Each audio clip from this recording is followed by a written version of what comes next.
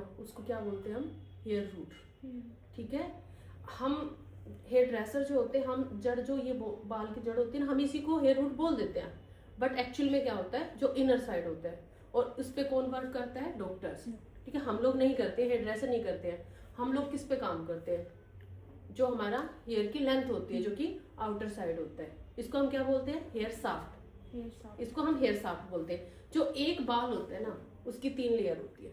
कौन कौन सी, cortex, cuticle, cortex और मेडुला, ये 3 लेयर होती है। सबसे बाहर वाली लेयर जो होती है वो होती है क्यूटिकल। क्यूटिकल जो होती है उसके अंदर बोंड नहीं होते, वो एक ट्रांसपेरेंट होती है। वो जैसे हम शैम्पू वगैरह करते हैं ना, तो वो इजीली ओपन हो जाती है।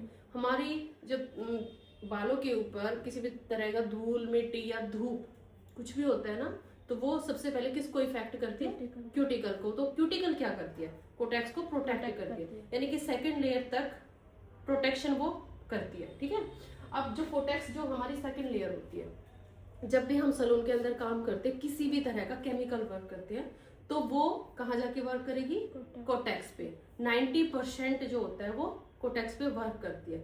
कोटेक्स के अंदर बॉन्ड होते हैं जो कि टूटते रहते हैं और जुड़ते रहते हैं। ये बॉन्ड जो होते हैं ये भी 3 प्रकार के होते हैं। ठीक है, हाइड्रोजन बॉन्ड होते हैं, साल्ट बॉन्ड होते हैं, और डिसल्फाइड बॉन्ड होते हैं।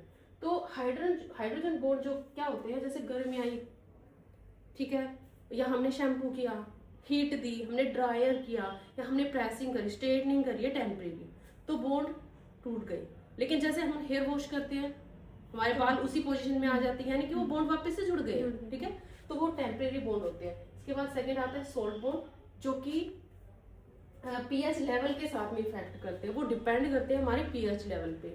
हमारा पीएच लेवल जो होता है वो होना कितना चाहिए, 4.5 टू 5.5। लेकिन किसी रीजन से अगर ये हमारा पीएच लेवल गिर जाता है तो बॉन्ड ब्रेक हो जाते हैं।